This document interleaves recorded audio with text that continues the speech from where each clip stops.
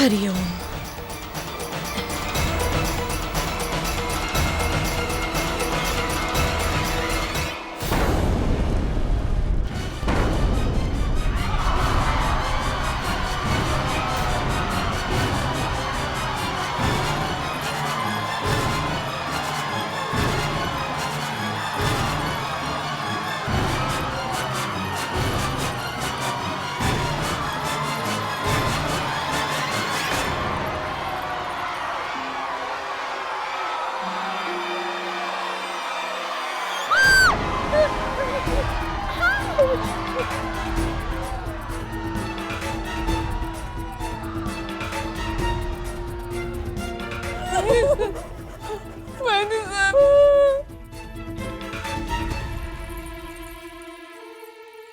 हे देवा, ये क्या हो गया आपको वैनी साहब?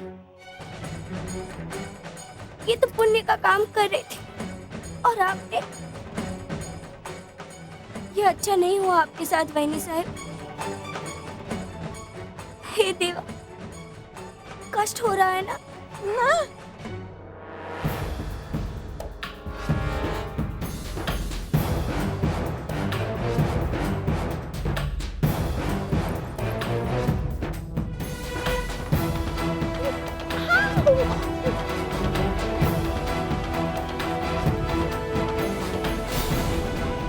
अच्छा हुआ लच्छू जी जो आप स्वयं चली गई।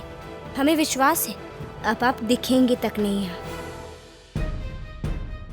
आयुश्री, ईश्वर के कोटि कोटि धन्यवाद की क्या आप कुशल हैं?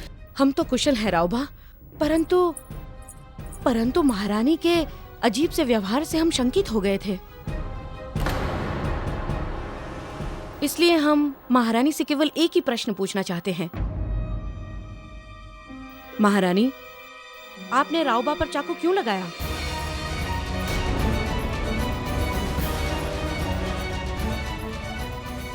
उत्तर दीजिए। आयुश्री जी, महाराज के वस्त्र पर मकड़ी लटक रही थी।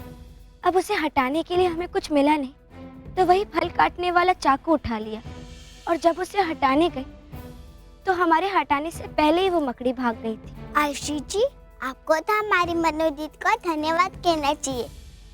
उनने आपको जलने से बचाया है। हाँ, आज महारानी ने फिर से हम सबको बचाया है और आपको भी आयुश्री।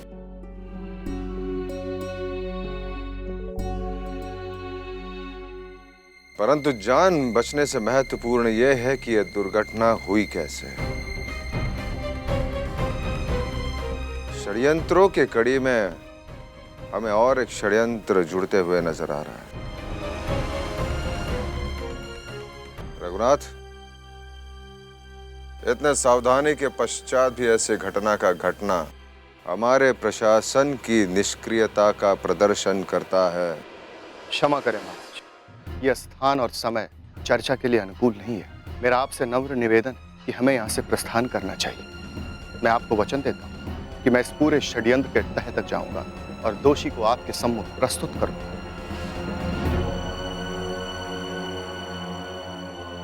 रावबा, हमें लगता है रघुनाथ की सलाह उचित है, हमें चलना चाहिए।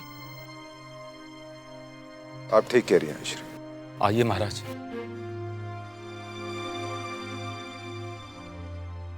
मनु दीदी,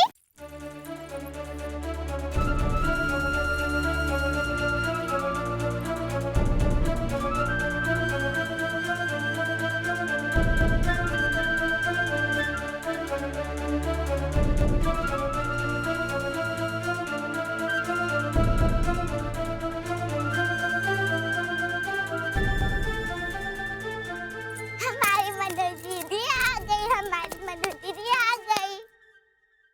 इंदु दीदी, कल हम अपना जन्मदिन बहुत धूमधाम से बनाएंगे, है ना? हाँ। कहाँ आ गई है मनु? है कहाँ वो जो महाराज के पीछे चल रही है ना, वही हमारी मनु दीदी है।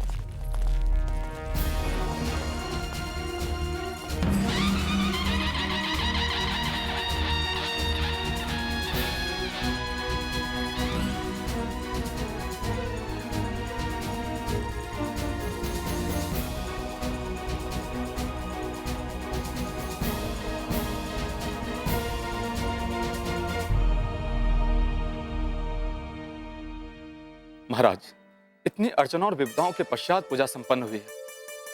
मेरी विनती है कि आप सब पूजा का प्रसाद अवश्य ग्रहण करें। विराजिए महाराज।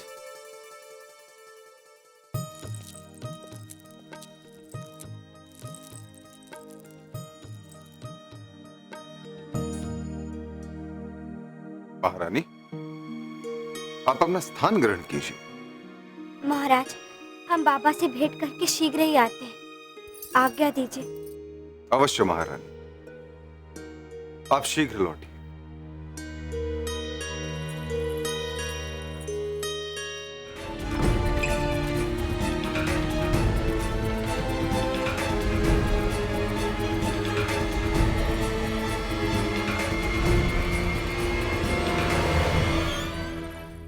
महारानी सर, मतलब मेरे को बताइए ना, महाराज बच गए ना?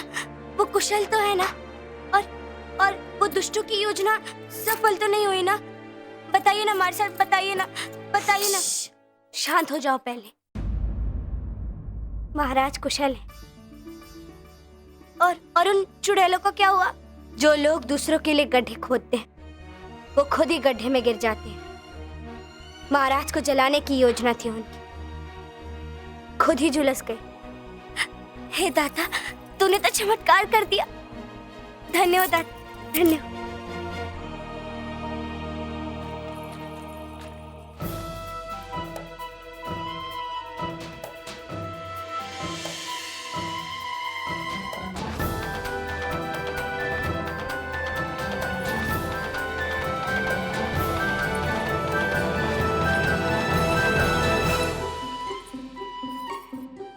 प्राची, ये मुझे क्या हो गया?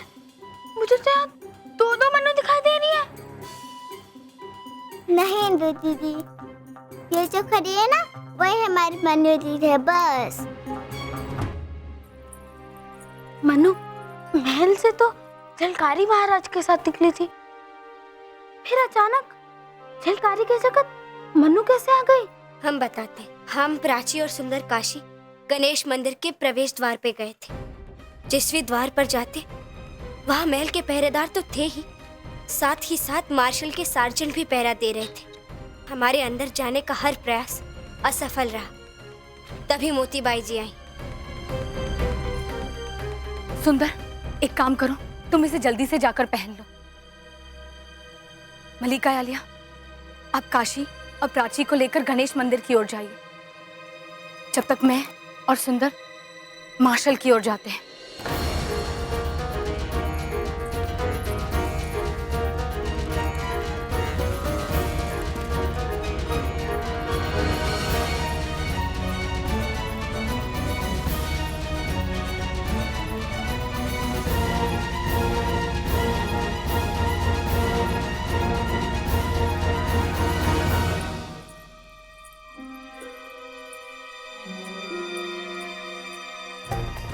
जाओ प्राची।